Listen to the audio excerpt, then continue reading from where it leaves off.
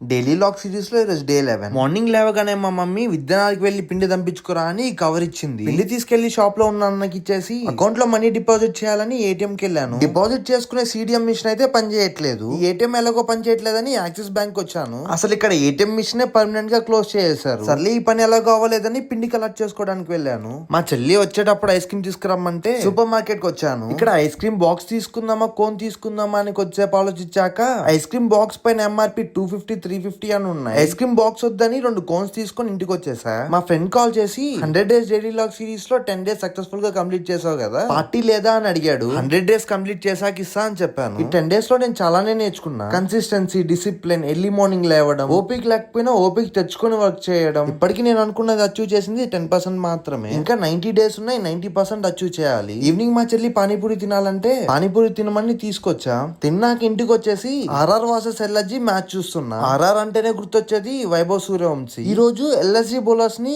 ఉతికారేశాడు. 31 balls కి 82 runs ఏంటి భయ్యా, మరి అలా నా కొట్టేది. ఇంకా అలానే మ్యాచ్ చూస్తూ పడుకోపోయా. డే 12 సిరీస్ తో మళ్ళీ కలుద్దాం. Good night.